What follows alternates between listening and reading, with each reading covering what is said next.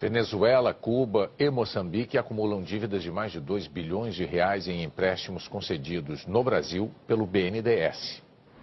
O dinheiro foi liberado pelo BNDES para financiar obras de infraestrutura na Venezuela, Cuba e Moçambique. Os contratos, estimados hoje em quase 14 bilhões de reais, foram assinados durante os governos dos ex-presidentes Lula e Dilma Rousseff.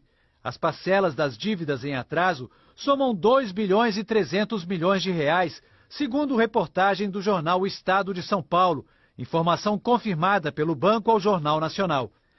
Essas operações funcionam da seguinte maneira: o BNDES desembolsa recursos no Brasil em reais para a empresa brasileira responsável pela obra ou pela exportação de bens e serviços ao país estrangeiro.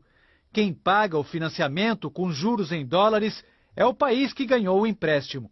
A Venezuela recebeu dinheiro para construir uma usina, um estaleiro e o metrô de Caracas.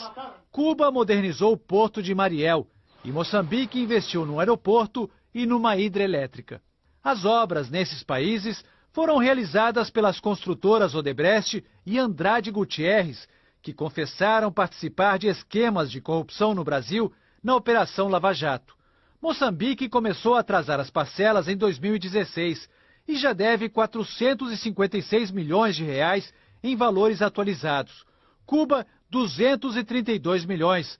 A Venezuela tem a maior dívida, 1 bilhão e 600 milhões de reais. Os empréstimos a esses países estão cobertos pelo Fundo de Garantia à Exportação, vinculado ao Tesouro Nacional.